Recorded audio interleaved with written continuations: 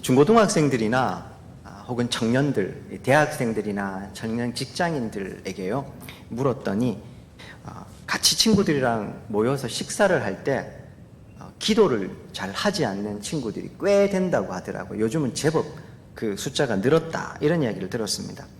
왜 그런가 물었더니만 기독교에 대한 인식이 별로 좋지를 않아서 그 순간에 기도를 하면 자기도 그런 사람처럼 보여질까봐, 그래서 그런 공적인 자리에서는 식사 기도를 잘 하지 않는다, 그런 이야기를 합니다. 아니, 어떤 의미의 인식이 안 좋은가? 상식적이지 않은 광신적인 겉과 속이 다른, 뭐 이런 이야기를 합니다. 동의할 수 없는 부분도 있지만 중요한 건 그 친구들이 그렇게 느끼고 있고 실제로 그래서 기도를 하지 않고 있다는 현상 자체가 중요한 것 아니겠습니까? 지금부터 10년 전입니다. 2012년도 학원보고마 협의회라고 해서요, 주로 대학생들을 중심으로 해서 대학생들을 전도하는 그 협의회가 있습니다. 거기서 조사한 우리나라 청년들 20대겠죠. 보고마율을 조사했더니만 전체가 3.8%, 그리고 대학생들만 한정시켜 놓고 보면 3.5%. 10년이 지난 지금은 어떨까 좀 찾아보니까요, 코로나 이후에 이런 통계들이 잘 나오지를 않았었습니다. 근데 여러 경로로 확인을 해보니까요, 대부분의 전문가들이 하는 이야기가 3% 미만, 좀 어떤 분들은 2% 미만이 될 거라는 이야기도 합니다. 3% 그러면 크게 이 수치가 와닿지 않으실 수 있는데요, 오늘 선교사님 와 계신다고 말씀을 드렸는데, 선교학에서 미종도 종족, 아직 복음이 제대로 들어가지 않아서 선교사를 반드시 파송해야 되는 종족으로 이 규정하는 기준이 3%입니다. 그렇게 따지면 사실은 우리 20대 젊은 세대들 혹은 10대들은 미전도 종족으로 보는 게 맞지 않겠나, 그런 생각을 하게 됩니다. 코로나 이후에 여러 추세들을 좀 찾아봤습니다. 특별히요, 그 중에서 작년에 2021년도에 우리 교단에서 전체적으로 좀 조사를 한 내용들이 좀 있어서 보니까요, 코로나19 이전보다 이후에 교인 수가 얼마나 줄어들었습니까? 평균적으로 한 24% 정도 줄어들었고요. 많이 줄어든 데는 30에서 50%까지 줄어들었다고 합니다. 그러면 코로나 끝나고 나서 이 코로나 이전의 수준으로 회복하는 데는 얼마나 걸릴 것 같습니까? 1년 걸릴 거라는 응답이 32%고 2년이 14%. 그렇지, 그런 이제 다시 회복되지 않을 거라는 퍼센트도 20%가 넘어갑니다. 이 조사보다 사실 더 심각한 건 이 코로나 상황과 맞물려서 아까 말씀드린 20대 혹은 10대들의 탈종교화, 교회를 떠나가는 비율이 훨씬 빨라지고 있고 가속화되고 있다는 사실입니다. 이런 통계 자료들을 접하면 사실은 반발도 좀 생깁니다. 아니, 그거 원래 우리 기독교는 핍박의 종교고, 우리 어르신들 잘 말씀하시는 대로 말세지말이 되면 복음은 원래 핍박받는 거고, 예수님 시대도 선지자들도 그랬다, 언론의 혹은 악의적인 이 프레임 잡기다, 뭐 이런 이야기도 합니다만, 솔직하게 좀 여쭤보고 싶습니다. 과연 우리가 그렇게 막 이렇게 세상을 향해서 아니라고 말하지만 우리에게 스스로 질문을 던졌을 때 우리 아니라고 자신 있게 답할 수 있습니까? 내 자녀들은 이런 부분에서만큼은 예외라고 자신 있게 말씀하시는 분 얼마나 계시는지 잘 모르겠습니다. 이 상황이 우리에게는 단순히 답답할 수 있지만 하나님의 마음에서는 어떨까 생각을 해보면 그 누구보다 안타깝고 마음 아파하시는 분은 하나님이 아니실까, 그런 생각을 좀 가져봅니다. 아마 그 교육 일선에 계시는 우리 선생님들께서 이 부분을 더 체감을 하실 것 같은데요, 교사 은신 예배긴 하지만, 다음 세대의 예배긴 하지만 우리 성도님들 전부가 다 이것이 하나님이 가장 아파하는 이 통계 자료라고 또 현실임을 우리가 안다면, 오늘 짧은 시간이지만 이런 하나님의 마음으로 같이 좀 아파하면서 오늘 본문의 말씀을 잠시 좀 나누었으면 합니다. 오늘 말씀은요, 유명한 구절입니다. 아마 이 이야기 모르시는 분은 없을 겁니다. 읽으신 본문뿐만 아니라 그 앞에 오늘은 17장 전체 이야기를 전부터 좀 쭉 살펴볼까 하는데요. 먼저 이 이스라엘의 첫 번째 왕 사울 왕 시대에 이 이스라엘의 숙적이었습니다. 블레셋과 전쟁이 벌어집니다. 그 상황에서 다윗이 말 그대로 그 블레셋의 거인이었죠. 거인으로 장수였던 골리앗을 죽이는 이야기. 이 이야기의 시작을 좀 앞으로 넘어가셔서요. 혹시 좀 괜찮으시다면 찾아보셔도 좋고 찾아보지 않으셔도 괜찮습니다만 사무엘상 17장 8절로 가시면 이 이스라엘과 이 블레셋이 서로 대치해서 싸움을 이제 전쟁을 벌이기 직전인데 골리앗이 앞에 나와서 이스라엘 군대를 향해서 모욕을 합니다. 8절에 보면 그렇게 얘기합니다. 그가 서서 이스라엘 군대를 향해서 외칩니다. 너희가 어찌하여 나와서 전열을 벌였느냐? 나는 블레셋 사람이 아니며 너희는 사울의 신복이 아니냐? 너희 한 사람 택해서 나와 함께 싸우자. 그렇게 이야기를 합니다. 16절에 가면은요, 블레셋 사람 즉 골리앗이 40일 동안이나 나와서 이렇게 이야기를 하면서 모욕을 합니다. 고대 근동사회는 아직 오늘날의 현대사회와 달라서 신화의 시대였습니다. 즉 모든 일의 결과들이 자신들이 섬기는 신, 자신들이 섬기는 그 신과 관련되어 있다고 믿어졌거든요. 당연히 나라와 나라, 민족과 민족의 전쟁에서도 이 전쟁의 성패는 그들이 섬기고 있는 신의 힘에 따라서 성패가 좌우된다고 믿어지던 시대였습니다. 다르게 말하면 오늘 이 골리앗이 이스라엘 백성들 앞에 나와서 막 큰 소리를 40일 동안이나 모욕할 때 누구를 모욕했겠습니까? 하나님을 모욕한 겁니다. 그리고 너희들이 믿는 신이 정말로 강하다면 우리가 믿는 이 다곤이 더 강한지 누가 더 강한지 한번 맞붙어 보자 이겁니다. 40일 동안이나 그렇게 하고 있는데 이스라엘에 아무도 나서는 사람이 없습니다. 참 안타까운 것은요, 이 상황에서 이스라엘에 그러면 진짜 용사가 없었을까? 17장의 4절부터 7절까지 가보시면 이스라엘이 이렇게 두려워서 떠는 이유도 사실은 잘 나옵니다. 보면 이 골리앗의 이 모습이 한마디로 이야기를 하면 오늘날로 따지면 최첨단 무기로 무장하고 있는 압도적인 이 군사력을 가진 사람, 이 정도로 표현을 할 수 있을 것 같은데 요것부터 좀 살펴보죠. 4절부터 7절까지 좀 보시면은요. 4절 먼저 보십시오. 블레셋 사람의 진영에서 싸움 도두는 자가 나옵니다. 골리앗이고 가드 사람인데 키가 6규빗 한 뼘. 한 규빗은 여러분들 손을 요렇게 뻗치시면 요 팔꿈치에서부터 손가락 끝까지입니다. 보통 요걸 45cm로 보기도 하고 50cm로 보기도 하고 한 47cm 보기로 합니다. 보수적으로 잡아서 45cm. 한 뼘은요 13cm 정도 됩니다. 계산해 보시면 골리앗의 키가 2m 80에서 90. 적게 잡아도 그런 겁니다. 3m 정도 되는 키를 가지고 있습니다. 그리고 그 다음 구절에 보시면 그를 보호하고 있는 보호 장비들이 나오는데 머리에는 노투구, 몸에는 비늘 갑옷. 보통 이 천에다가요 금속을 물고기 비늘처럼 단 겁니다. 그런 갑옷을 입었다는 겁니다. 그리고 그 갑옷의 무게가 5,000세겔이라고 합니다. 한 세겔을 보통 11.5g이라고 하는데요. 5,000세겔이니까 57.5kg, 60kg쯤 됩니다. 큰 덩치에 걸맞게 무장을 하고 있는 겁니다. 다리에는 녹각반, 다리를 보호하는 장비. 공격용 장비를 좀 볼까요? 7절에 나옵니다. 그 창자루는 배틀째 깎고 창날은 철 600세겔, 그리고 방패든 자가 앞에 서 있었다. 창날만 600세겔, 요게요 7kg쯤 됩니다.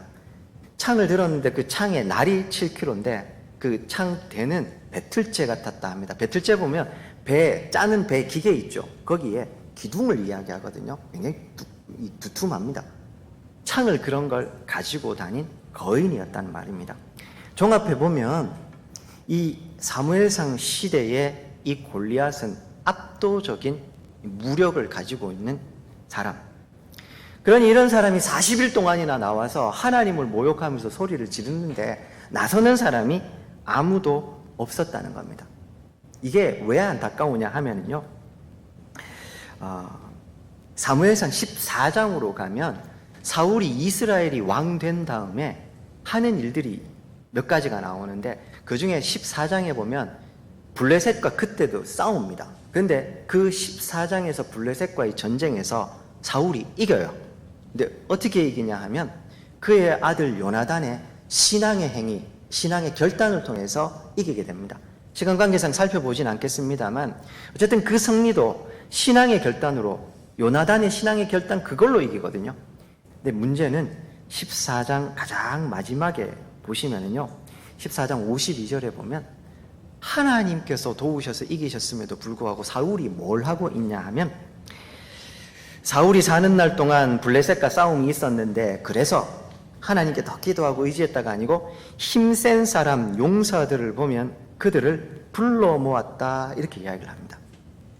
그리고 이게 전혀 효과가 없었느냐, 15장으로 넘어오면서 이 사울이 아말렉을 정벌할 때라든지 소위 말해 이제 정복 전쟁을 벌려나갈 때 그 전에 계속해서 사사시대 이스라엘을 괴롭혔던 세력들을 몰아내는 데는 도움이 됐었습니다. 문제는 압도적인 무력을 가진 이 골리앗 앞에서 그때 사울이 모아놓았던 이 용사들 중에 그 누구도 나서는 사람이 없었다는 사실입니다. 이게 안타까운 이야기죠. 분명히 용사들은 있는데, 그래서 아말렉을 정벌하거나 다른 민족들을 어떻게 이기는 데는 도움이 됐는데 정작 이 골리앗 앞에서는 아무도 나서는 사람이 없습니다. 이 골리앗 앞에 서 있는, 골리앗 같은 세상 앞에, 현실 앞에 마주 서 있는 한국교회 혹은 한국교회 교육부서 같다, 혹은 우리의 청년들, 학생들 같다, 그런 생각을 좀 했었습니다. 그리고요, 이런 답답한 상황 가운데 우리가 잘 아는 대로 다윗이 등장을 합니다. 24절과 5절로 가보시면, 사무엘상 17장 24절과 25절에 보시면은요, 이스라엘의 모든 사람이 그 사람을 보고 심히 두려워해서 도망을 갑니다. 근데 25절에 보십시오. 이 사람을 죽이기만 하면 모든 사람에게 누구든지 이를 죽이는 사람은 사울이죠. 왕이 많은 재물로 그를 부하게 하고 딸도 주고 그렇게 하겠다고 내걸었지만 나서는 사람이 없는데, 이어지는 26절과 7절 한번 보시겠습니까? 다윗이 곁에 서 있는 사람들에게 말합니다. 이 블레셋 사람을 죽여 이스라엘의 추역을 제거하는 사람에게 어떠한 대우를 하겠느냐. 그러자 그 다음요, 이 할례 받지 않는 블레셋 사람이 누구이기에 살아계시는 하나님의 군대를 모욕하겠느냐. 여기서 우리가 주목해 보아야 될 것은 다윗이 보는 이 상황을 바라보는 시각입니다. 이스라엘의 사울 휘하의 그 많은 용사들 중에 아무도 나서지 않는 상황 속에 다윗은 나서는데, 나설 때 그가 가진 시각이 뭐냐 하면 뭡니까? 이 할례 받지 않는 블레셋 사람, 그리고 자신은 누굽니까? 살아계시는 하나님의 군대. 다윗의 신앙은 사실은 여기서 시작이 되었다고 저는 생각을 합니다. 그가 물맷돌로 골리앗을 죽였다, 이 사실만 우리는 기억하는데, 죽이기 이전에 이미 다윗은 세상을 바라보는, 이 상황을 바라보는 시각 자체가 이미 승리를 한 겁니다. 그는 할례 없는 이방인일 뿐이고 우리는 사시는 하나님께서 함께 하시는 하나님의 군대, 이런 시각을 가진 다윗이었으니 당연히 골리앗 앞으로 그는 당당하게 걸어 나갈 수 있었던 겁니다. 그리고요, 33절로 37절까지 보시면 다윗이 이렇게 이야기하자 사울이 다윗을 부릅니다. 사울이 다윗을 부른 다음에 33절을 보시면 이렇게 이야기합니다. 사울이 다윗에게 이르되 네가 가서 저 블레셋 사람과 싸울 수 없다. 왜? 너는 소년, 골리앗은 어려서부터 용사. 사울이 보기에 다윗은 아직 이 전쟁에 나가서 저 골리앗과 싸울 만한 이 준비가 안 돼 있는 사람이거든요. 너는 그냥 소년, 여기서 말하는 소년은 청년, 그냥 평범한 청년 이 정도로 보시면 됩니다.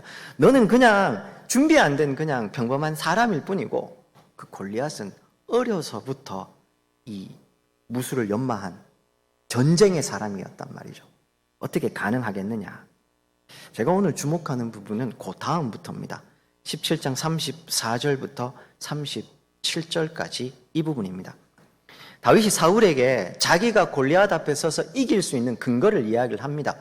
세상을 바라보는 관점, 여기서부터 승리했다고 하지만요, 그거 아시죠? 우리가 아무 준비 없이 무조건 믿음만 가지고 나아가면 정말 허무하게 우리가 죽임을 당할 수 있습니다. 왜냐하면 우리가 마주하는 세상은 현실이니까요.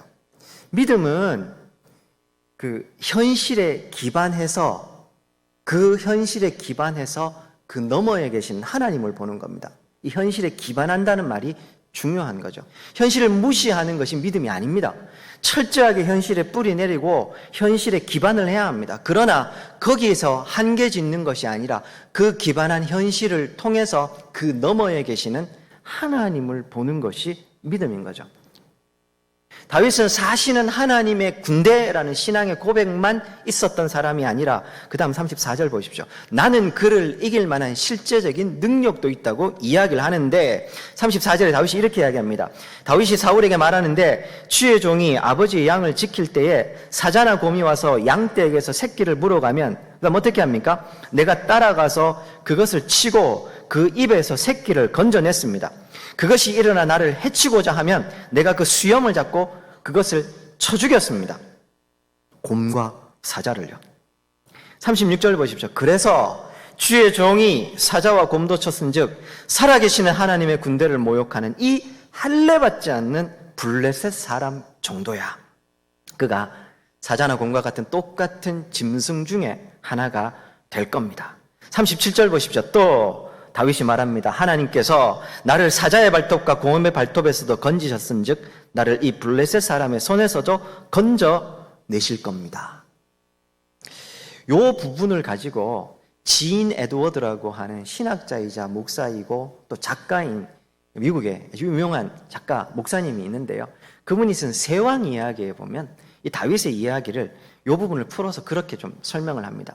다윗이 목동으로 양을 치던 시절에 이 이야기를 살려서 이야기를 하는데요.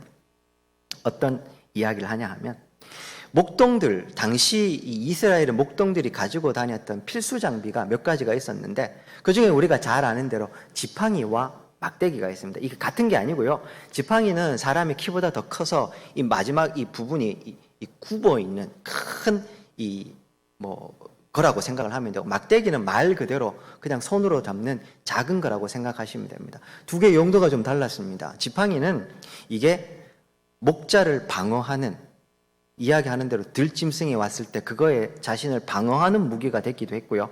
또 끝이 이렇게 굽어 있었기 때문에 사진을 나중에 찾아보시면 참 재미있는데요. 양들이 말을 잘 안 듣는데요.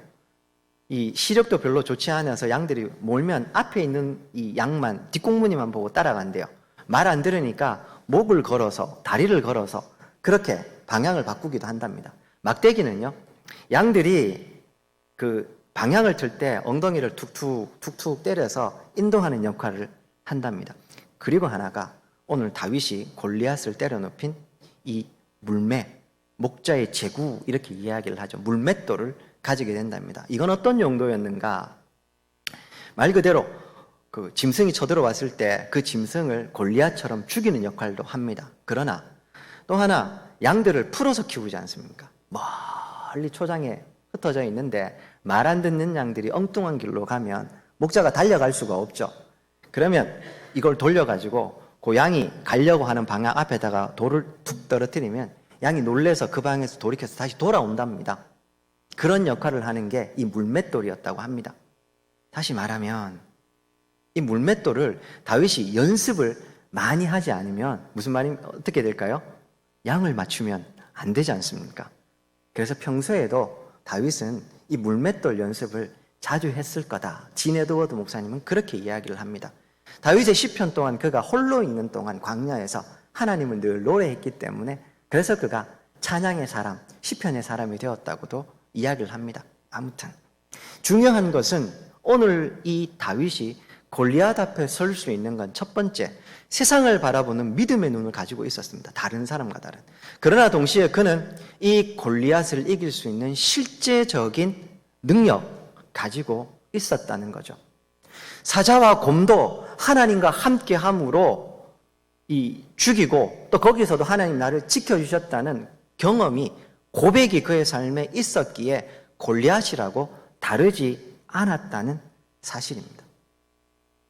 사랑하는 여러분, 일상을 사는 동안에 일상에서 우리가 하나님을 경험하는 것은 굉장히 중요합니다. 믿음은 어느 날 갑자기, 죄송합니다 이런 표현을 써서, 기도하다가 불 받았다고 해서 갑자기 우리가 막 믿음의 사람이 되고, 아니요, 반드시 하나님은 그 사람을 실제적인 하나님의 일을 할 만한 자질을 가지고 능력을 가진 사람으로 만들어 가시는 과정을 하나님은 겪게 하십니다. 특별히요, 다윗이 이렇게 부름받은 이후에 사울 때문에 다윗이 10년이 넘는 세월 동안 도망자의 삶을 삽니다. 저는 그때 그 다윗의 도망자의 삶을 하나님이 다윗을 광야 학교에 보내셨다 이렇게 표현을 하는데요. 그 광야 학교에서 다윗에게 여러 가지 필요한 것들을 하나님 많이 교육하십니다. 특별히 그 중에서 아둘람 굴에 다윗과 함께 했던, 처음에 400명이었다 600명이 되는 그 아둘람 굴의 사람들, 정치적 기반이 전무했던 다윗에게요, 이 사람들은 다윗과 희로애락을 겪으면서 훗날 다윗 왕국에 다윗을 든든히 받쳐주는 아주 중요한 가신 그룹이 됩니다. 그들이 있었기 때문에 정치적 기반이 아무것도 없었던 다윗이 강력하게 이 왕권을 가질 수 있었다고 평가를 합니다. 아무튼 하나님은 그 도망자의 세월 동안 다윗이 실제적인 왕이 되는 훈련을 시키시거든요. 그런 의미에서 보면 오늘 골리앗을 이기는 이 다윗의 모습은 어느 날 갑자기 믿음에 그냥 불 한 번 받았다고 되는 게 아니고, 평소의 일상에서 하나님을 그가 늘 경험한 겁니다. 양을 치는 이 평범한 이 삶 속에서 그는 하나님을 경험한 겁니다. 그리고 이 경험이 모여서 오늘 골리앗 앞에 서는 겁니다. 질문이 생기시죠? 그럼 다윗만 목자였을까요? 오늘 이 전쟁터에 있는 수많은 이스라엘 사람들은 목자였을 겁니다. 근데 그들 중에 누구도 골리앗 앞에 서지를 못합니다. 다윗의 차이가 여기에 있습니다. 사랑하는 여러분, 일상을 충성스럽고 진실하게 살아가는 것이 성도에게 그래서 중요합니다. 매일매일 한 구절이라도 하나님의 말씀을 보고 깨달아진 게 있으면 다시 그 깨달아진 말씀으로 기도하고 결단하고 그 말씀대로 살아보는 겁니다. 그럼 되거든요. 아, 되는구나. 다시 또 하나님께 또 골방으로 와서 또 주의 말씀을 보다가 깨달아지는 말씀이 있으면 또 그걸로 한번 살아보고 그게 되거든요. 그럼 또 한 걸음 더 나아가는 겁니다. 저는 우리 교회에서 11조를 처음부터 10분의 1 하라고 말씀드리지 않습니다. 믿음의 분량만큼 하시라 합니다. 너무 힘드시면 100분의 1부터 해보시고 1000분의 1부터 해보시라 합니다. 100분의 1 떼는 거 초신자들 힘듭니다. 근데 떼어보면 생활이 되거든요. 아, 그러면 100분의 2도 해보시고 또 되거든요. 그렇게 11조가 가능해지는 겁니다. 10의 1조도 가능하고 10의 2조도 가능하고 10의 3조도 가능해지는 건 어느 날 갑자기 되는 게 아니라 조금씩 하면서 경험을 하는 거죠. 아, 사라지는구나. 사람은 돈으로, 물질로, 떡으로 사는 게 아니고 하나님의 입으로 나오는 모든 말씀으로 사는구나. 그걸 경험했기 때문에 믿음의 고백으로 물질을 드릴 수 있는 것 아닙니까? 다윗도 마찬가지입니다. 그가 양을 치는 그 평범한 일상 속에서 하나님을 경험한 겁니다. 처음부터 골리앗 앞에서는 믿음이 있었던 게 아니라 작은 그의 믿음의 발걸음이 오늘의 다윗을 만들어 낸 겁니다. 그래서요, 38절부터 40절까지에 보면 전쟁에 나가는데 사울이 다윗에게 갑옷을, 자신의 갑옷을 줘요. 이 블레셋이 왜 강력했냐 하면, 그 블레셋은 지중해를 넘어온 이 해양 민족이었는데 이들이 지중해를 넘으면서 철기 문명을 가지고 옵니다. 그에 비해서 사울이 세운 이 사무엘상의 이스라엘은 아직 청동기 문명이었습니다. 그러니까 인류 문명사 쪽으로 보면 이 문명과 문명이 충돌하는데 당연히 철기가 이기죠. 우리 옛날에 주몽이나 이런 거 보면 강철검 나오죠. 그게 전쟁을 바꾸는, 전쟁의 판도를 바꾸는 무기거든요. 근데 이 강력한 무기를 가지고 있는 그 앞에 나아가는데 왕이 가지고 있는, 왕과 왕자만 가진, 극소수의 사람만 가진 갑옷과 강철검을 줍니다. 싸울 수 있는 유일한 무기죠. 근데 다윗이 그거 시험해보고 맞지 않습니다. 그걸 던져주고 40절에 보시면요, 손에 막대기를 가지고 시내에 매끄러운 돌 5을 골라서, 익숙한 거죠. 그러나 익숙하기 이전에 하나님의 은혜와 고백이 있는 도구를 가지고 골리앗 앞으로 나아가는 겁니다. 그리고 우리가 잘 아는 오늘 본문의 사건이 이어집니다. 다 아실 거기 때문에 오늘 본문의 이야기를 제가 길게 하지는 않겠습니다만, 그래서 다윗이 고백합니다. 블레셋 사람에게 이르되 너는 칼과 창과 단창으로 나에게 나아오지만 나도 칼과 창과 단창이 있죠. 사울이 줬으니까요. 그러나 그게 아니라 나는 만군의 여호와의 이름 곧 네가 모욕하는 이스라엘 군대의 하나님의 이름으로 너에게 나아간다. 이 멋있는 고백, 우리는 자꾸 이 멋있는 고백만 주목하는데, 이 고백 하나를 하기 위해서 다윗이 목동의 삶을 얼마나 진실하게, 그러나 하나님과 동행하면서 살았는지를 우리가 기억해야 합니다. 심지어 사무엘이 다윗의 집에 찾아와서 기름 부을 때 다른 형들이 다 있었을 때 다윗 어디 있었습니까? 양치고 있었습니다. 형제가 이게 답니까? 아니요. 이새가 얘기하죠. 아직 말째가 남았습니다. 마지막 말째기 때문에 그런 것도 있었겠지만 이새가 보기에도 다윗은 제왕적 풍모는 없었던 사람, 그래서 아마 그에게 양치로 가라고 했던 것 같아요. 대표로. 그런데 그가 왔을 때 하나님의 마음에 합한 사람이었다고 이야기를 하고 기름을 붓습니다. 하나님은 사무엘에게 말하죠. 사람은 외모 보지만 나는 외모 안 본다. 그렇게 이야기를 하지 않습니까? 어쨌든 그런 일상 속에서 하나님과 충성스럽게 진실하게 살았던 삶이 있어서 오늘 골리앗 앞에 서서 이런 멋있는 고백을 하게 되는 겁니다.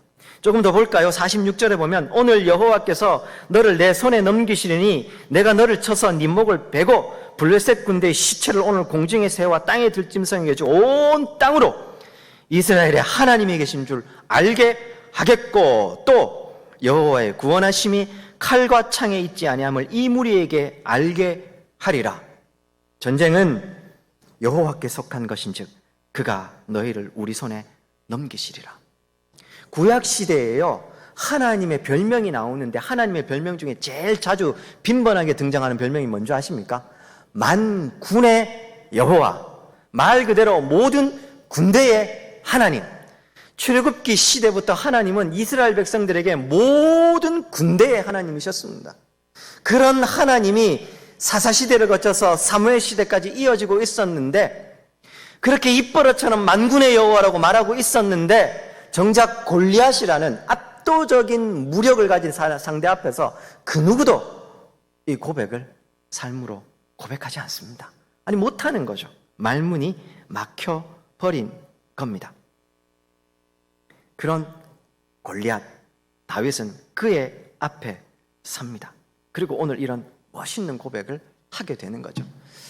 사랑하는 여러분, 저는 일상에 늘 좀 중요하게 생각하고 우리 성도님들에게 한마디라도 좋으니 깨달은 말로 기도하시고 한 구절이라도 좋으니 하나님의 말씀을 좀 내 힘으로 읽고 그 속에 깨달은 말씀 그대로 좀 살아가면 좋겠다.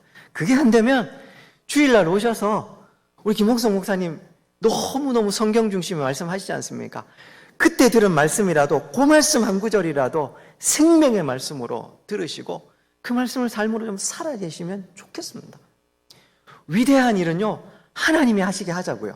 제가 청년부 사역을 꽤 오래 했습니다. 7년 넘게 했습니다. 요즘도 기회가 닿아서 대학생은 아니네요. 이 대학원생들인데 어쨌든 청년들과 함께 하고 이렇게 메시지를 전할 기회가 좀 주어지는데요. 처음 청년부를 할 때는 제가 비전, 꿈 이런 이야기 진짜 많이 했습니다. 물론 꿈꾸는 청년들이어야 되고 비전의 청년들이어야 되고 그게 없다는 말이 아닙니다. 문제는 그걸 너무 강조한 나머지 일상을 놓쳐버린 겁니다. 그러니 어떤 일이 벌어집니까? 청년들이 가슴 뜨겁게 기도하고 좋습니다. 근데 문제는 대학을 졸업하고 직장에 가니까요. 웬걸요? 나는 분명히 하나님께서 주신 꿈과 비전을 가지고 이 직장에 들어왔는데 처음부터 하는 일이 뭔지 아십니까? 복사하기, 서류 정리하기, 이걸 하는 겁니다. 제가 말씀드린 요즘도 이제 가끔 만나고 교제하고 말씀을 전하는 게 로스쿨생들이거든요. 로스쿨 신우에 가서 같이 말씀을 좀 나눌 기회가 있는데, 하나님께서 여러분들에게 주신 이 기독 법조인의 꿈, 이런 거 막 다들 가슴 뜨겁게 생각하는데, 문제는요, 처음부터 멋있는 변호사가 되는 게 아니고 하룻밤에 수천 페이지의 그 사건, 그걸 맨날 보고 처음에는 그걸 정리하는 일부터예요. 변론하는, 멋있게 드라마에 나오는 변론은 거의 일어나지 않는답니다. 형량 같은 거 딱 정해진 게 있어서 수학 같답니다. 그런 일들을 계속해서 몇 년 하다 보면요, 내가 도대체 뭐 하고 있는 건가 자괴감이 들 때가 있다고 합니다. 내 꿈과 비전, 그것과 현실이 너무 괴리가 느껴지는 겁니다. 제가 요즘은 다르게 이야기를 합니다. 그 일상을 좀 충성스럽게 살아보라고. 하다못해 커피 한 잔 태우는 것도, 청소하는 것도 이게 하나님이 오늘 내게 맡겨주신 일이다 생각하고 진실하고 충성스럽게 한번 해보라고. 그리고 그 속에서 함께 하시는 하나님을 경험해보라고. 위대한 일은 하나님이 하시게 하자고요. 우리는 하나님과 동행하면서 하나님과 진실한 이 삶을 좀 살아가자고요. 왜 위대한 일은 하나님이 하시게 하는 줄 아십니까? 당연히 하나님은 위대한 일을 하나님이 하십니다. 그런데 누구를 통해서 하시겠습니까? 사람을 통해서 하십니다. 하나님은 사람이 없어도 하나님 당신의 일을 하시는 분입니다. 그러나 하나님은 사람을 통해서 일하시는 것을 즐겨 하십니다. 어떤 사람이냐 하면 하나님 앞에 그 일상을 충성스럽게 믿음으로 성실하게 살아내는 사람. 그래서 그 작은 삶에 하나님과의 신앙의 고백을 가지고 있는 바로 그 사람과 하나님은 당신의 위대한 일을 하는 것을 즐겨 하신다고요. 이걸 놓쳐버리니, 일상을 놓쳐버리고 위대한 꿈 이것만 생각하고 있으니 정작 골리앗 앞에 아무도 서지 못하는 겁니다. 오늘 이 다윗의 한 행동은요, 그가 목자의 삶에서 했던 행동과 별반 다르지 않습니다. 사자와 곰이 왔을 때도 그 입에서 양들을 건져냈고, 그때도 하나님은 나를 지키셨고, 저 골리앗이라고 다를 게 없습니다. 원래 하던 대로 나아간 겁니다. 믿음은 어느 날 갑자기, 물론 하나님이 우리에게 은혜 주셔서 도약하기도 하죠. 그걸 무시하는 게 아닙니다. 그러나 대부분은 아시지 않습니까? 저보다 인생을 더 많이 사신 믿음의 선배님들 다 아시죠? 신앙은 어느 날 갑자기 도약하는 게 아니라는 거. 그냥 매일매일에 살았던 그 삶이 모여서 10년이 지나고 20년이 지나서 그 삶이 믿음으로 이렇게 쌓여가고 된다는 거 너무 잘 아시지 않습니까? 그렇게 믿음의 고백으로 오늘 다윗이 승리하게 됩니다. 교사 헌신 예배, 다음 세대를 위한 예배인데 왜 다윗의 이야기를 하는가? 눈치를 좀 채셨습니까? 코로나가 한참 창궐하고 막 그 전 세계가 막 이 우왕좌왕하던 그 시대예요. 2020년도 11월 달에요. 미국의 퓨 리서치 센터라고 하는 굉장히 유명한 싱크탱크입니다. 그리고 이 사람들이 그 조사하고 연구한 자료들은 전 세계에서 참고하는 굉장히 중요한 자료가 된다고 하는데요. 이 리서치 센터에서 전 세계 17개국, 주로 선진국이겠죠. 그러니까 삶의 의미와 가치가 무엇인지 고민할 만한 여유가 있는 17개국 나라, 우리나라도 포함됩니다. 그 나라들을 대상으로 아주 재미있는 설문조사를 좀 했는데요. 이런 질문을 합니다. 당신의 삶을 의미 있게 하거나 성취감을 주는 것은 무엇입니까? 우리에게 만약 이런 질문을 합니다. 당신의 삶을 의미 있게 하거나 아니면 나에게 성취감을 느끼게 해주는 것은 어떤 것입니까? 무엇입니까? 한번 답해 보셨습니까?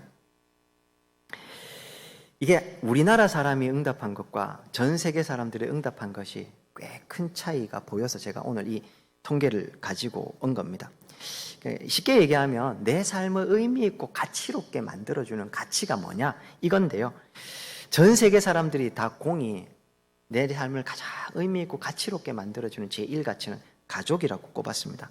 전체 응답자의 38%, 저 호주나 뉴질랜드 같은 사람들 50%가 넘게 가족을 꼽습니다. 그리고 두 번째가 직업, 세 번째가 물질적 풍요, 이런 식으로 나아갔습니다. 문제는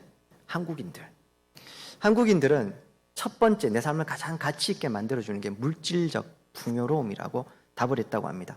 유교적 전통적 가치 속에 우리 가족들 중요하게 생각하죠. 근데 가족이 세 번째였습니다. 보다 더 심각한 결과가 있는데요. 내 삶에 가장 가치 있는 제1가치를 종교로 꼽은 게 한국 사람들 중에요 1%만 종교로 내 삶을 가장 가치 있게 해주는 것으로 꼽았다고 합니다. 근데 그 1% 안에는 기독교인과 천주교인과 유교와 불교와 모든 종교 사람들이 다 섞여 있었다고 합니다. 우리에게 좀 질문을 해야 될 시간입니다. 내 삶을 가장 의미 있고 가치롭게 하는 것은 무엇인가? 하나님, 즉 종교인가? 물질적 풍요로움인가? 당연히 하나님이죠. 그러면요, 내가 일주일 동안 생각하는 거, 말하는 걸 녹음하고 녹화할 수 있다고 생각하고, 지금부터 지난 일주일 동안 내가 자주 했던 말, 자주 품었던 생각들이 무엇인지 한번 쭉 생각해 보십시오. 과연 하나님이라고 말씀하실 수 있겠습니까? 저는 성광교회는 그래도 여기 계시는 분들은 다 그러실 거라고 생각합니다. 다만 이 퓨 리서치 센터에서 심층 면접까지 했을 때 종교를 가장 중요한 가치라 꼽았던 건 1%였습니다. 즉 한국의 복음화율 이야기할 때 30%다, 25%다 말하는데 그 평균도 안 되는 사람들이 1%가 종교를, 하나님을 내 삶에 가장 의미 있고 가치롭게 하는 거다, 이렇게 이야기를 했다고 합니다. 제가 이 말씀을 왜 드리냐면, 신앙은 말로 전수되는 게 아니라 삶으로 전수됩니다. 자녀들에게 아무리 기도해야 된다, 교회 가야 된다, 그렇게 해도요, 정작 부모님들께서 가정생활을 통해서 신앙적 가치를 살아내거나 보여주지 못하시면 자녀들은 그 삶을 보고 신앙을 배우게 되니 말하는 걸 따라가는 게 아니라 삶을 따라갈 겁니다. 보이는 건 그래서 굉장히 중요합니다. 제가 있는 교회는, 군위는 굉장히 시골입니다. 그러니까 우리나라에서요, 전국에서 자연 소멸률이라는 게 있습니다. 그 소멸률을 이렇게 그냥 그대로 놔두면 이제 그대로 이게 소멸해버리는, 도시가 사라져버리는 소멸률이라는 게 있는데, 그걸 쭉 이렇게 통계를 내봤더니만 2년 연속 군위가 1등을 했습니다. 고령화율이 굉장히 높기도 하고 시골이란 이야기인데요. 그러다 보니 신앙적인 모습도 굉장히 전통적인 부분이 많이 있습니다. 좋은 부분도 있지만 또 부작용도 참 많이 있는데, 그 중에 하나가 강대상이, 제가 처음에 가서 한 2년쯤 있다가 리모델링을 했었는데요. 그때 여러 가지가 문제가 됐는데 제일 크게 이제 이슈가 됐던 게, 그때 이제 제가 처음 갔을 때 제가 섬기는 교회의 강대상 높이가 제 키보다 더 높았거든요. 제가 거의 하늘에 이렇게 떠서 설교를 했습니다. 그러다가 이제 여러 가지로 고민을 해서 장로님들과 합의를 해서 이걸 낮추기로 한 겁니다. 어디까지 낮추냐면 제일 앞에 앉아 계시는 성도님들보다 더 낮게. 어쨌든 높거나 낮으면 보이시니까요. 이렇게 낮추기로 한 겁니다. 그걸 하는데 2달이 걸렸습니다. 그 개념을 잡는데. 강대상은 그러면 안 된다부터 시작했어요.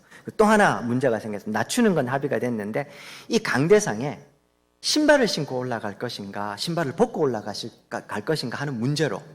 왜냐하면 전통적인 신앙을 가진 우리 어르신들께서요, 이 강대상은 죄 많은 백성은 올라가면 안 되는, 그래서 권사님들 중에서도 구별된 몇몇 집 권사님들만 올라오셔서 여기를 청소하거나 하실 수 있는 공간이었습니다. 사실은 우리 개혁주의 신학 안에서 강대상은 제단이 아닙니다. 그렇게 되면 우리는 다시 제사를 지내야 되겠죠. 목사는 제사장이 되겠죠. 만인 제사장 시대에 우리 모두가 다 제사장일 뿐, 목회자는 특별한 부르심이 아니라 특수한 부르심으로 여기 있는 거라고 저는 믿습니다. 강대상 또한 이미 모든 가르침은 성경에 있고 예수님께서 다 설교하셨습니다. 예수님이 가르쳐 주신 걸 목회자는 잘 풀어서 설명해 드리는 역할을 하는 거죠.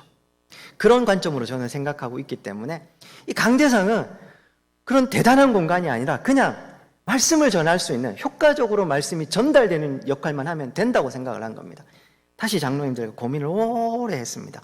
성도님들께요, 광고도 오래 했습니다.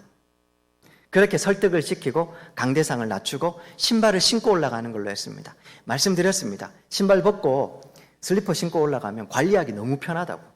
신발 신고 올라오면 청소하기도 귀찮고 먼지도 날리고 안 좋을 거다. 하지만 여기를 제단으로 생각하고 여기를 아무나 못 올라가는 공간으로 생각하는, 전혀 성경적이지 않는, 죄송합니다, 이런 표현을 자꾸 썼어요. 그런 공간으로 오해하고 있다면 보이는 것으로, 성도들에게 이 하나를 보여주는 것으로 해도 굉장히 큰, 목사가 100편의 설교하는 것보다 한 편을 이렇게 보여지는 게 훨씬 큰 교육이 될 수 있을 거다 생각하고 장로님들을 설득하고 성도님들에게 다시 광고해서 낮추었습니다. 제가 이 말씀을 왜 드립니까?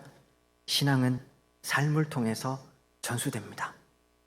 하나님의 말씀이 귀중하다, 하나님 말씀대로 살아라. 그런데 정작 부모님들께서 늘 하는 이야기가 돈 이야기라면, 늘 하는 이야기가 성공한 이야기라면, 그 집 아들 참 잘 키웠어. 근데 그 잘 키운 다음에, 죄송합니다, 좋은 대학 갔고 좋은 직장 갔으면 그래서 잘 키웠다고 이야기하시면 안 됩니다.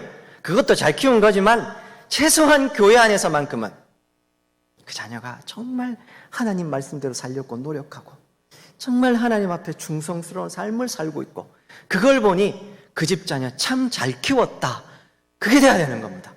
그렇지 않고 여전히 세상이 이야기하는 가치들을 똑같이 이야기하면서 내 자녀들에게 교회 열심히 가라, 성경 말씀 열심히 봐라, 의미가 없을 겁니다.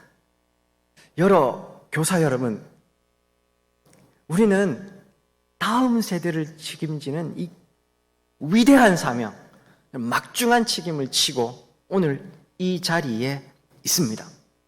우리 앞에 마주한 거대한 이 현실은 골리앗 같습니다.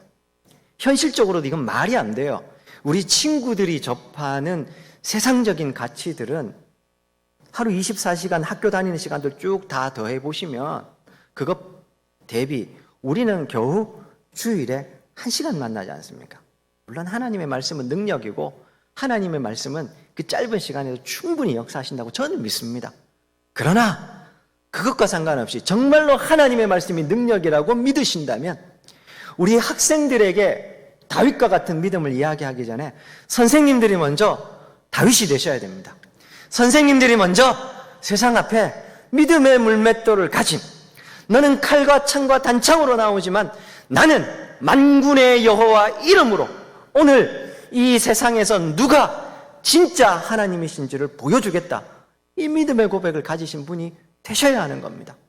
그리고 그 믿음의 고백으로 살아가시고 그 믿음의 고백으로 삶을 보여주시면 우리 다음 세대들은 삶을 보고 자연스럽게 따라오게 될 것이라고 저는 믿습니다. 사랑하는 여러분, 그런 의미에서요, 오늘 동영상을 하나 준비했습니다. 이 영화 보신 분들도 계실 겁니다. 저는 비록 영화긴 하지만 이 영화를 보면서요, 다윗이 생각이 난 겁니다. 그리고 제가 이걸 보면서요, 다시 고쳐 앉았습니다. 제가 시골에 2017년도 봄에 갔는데요, 제가 가서 제일 먼저 읽었던 게 목민심서였거든요. 물론 다 전집은 아니고 정리된 한 권으로 된 거 읽었었는데요, 그것과 함께 이 영화를 보면서요, 제가 매일매일 저희 교회는 새벽기도, 제가 아침에 일어나서 새벽기도 불 켜고 또 기다렸다가 성도님도 오시면 설교하고 불 끄고 이제 다 가시면 제가 정리하고 가거든요. 매일 반복이 되니까 이게 어느 순간인가 저도 좀 대충 하면 안 될까, 다시 고쳐 앉았습니다. 저로 하여금 그렇게 만든 동영상입니다. 준비되셨으면 한번 틀어주시겠습니까?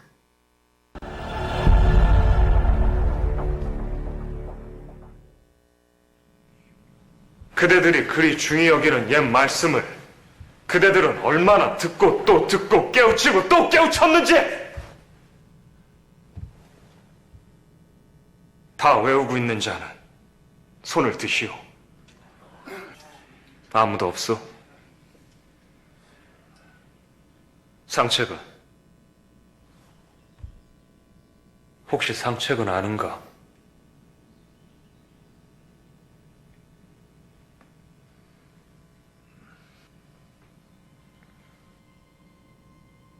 작은 일도 무시하지 않고 최선을 다해야 한다.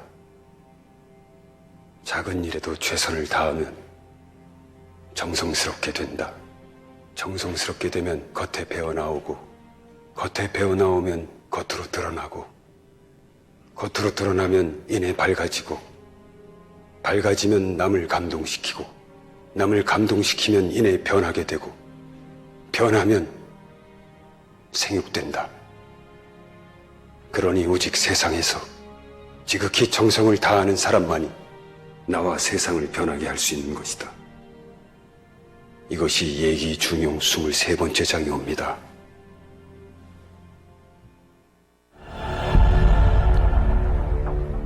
아마 보신 분들은 다 아실 겁니다. 유명한 동영상이기 때문에. 그렇죠. 한 가지 이야기만 더 하고 마치겠습니다. 교회 임직식을 몇 번 했습니다. 2번 했습니다. 근데 임직식을 하면 제가 임직 받으신 분들 한 분 한 분을 기도를 하는 시간이 있습니다. 첫 번째 임직식에는 각자 기도를 다 제가 적어서 준비했습니다. 외우고 올라갔습니다. 아직 저도 서투를까봐 실수할까봐. 문제는 올라가니까 다 잊어버렸습니다. 그래서 제가 그냥 평소에 하던 기도대로 한 겁니다. 준비한 대로 못하고 무슨 기도를 했는지도 모르겠어요. 깨달은 겁니다. 아, 준비하고 외운다고 해서 되는 게 아니구나. 평소에 내가 이분들을 위해서, 이 직분자들을 위해서 기도한 거, 그게 자연스럽게 제 속에서 우러나와서 그래서 이게 그 순간에 기도하게 되는 거구나. 그래서 2번째 임직식 할 때는 몇 달 전부터 한 분 한 분 이름을 불러가면서 기도 정하고 기도를 했습니다. 결국 평소에 어떤 생각을 하고 평소에 어떻게 했는지가 결국 결정적인 순간에 드러나게 될 겁니다. 사랑하는 선생님 여러분, 교사 여러분, 우리 아무도 알아주지 않는 이름 없고 빛도 없는 섬김이지만 이 섬김에 충성을 다합시다. 정성스럽게 하루하루 이 사명을 아름답게 감당했으면 합니다.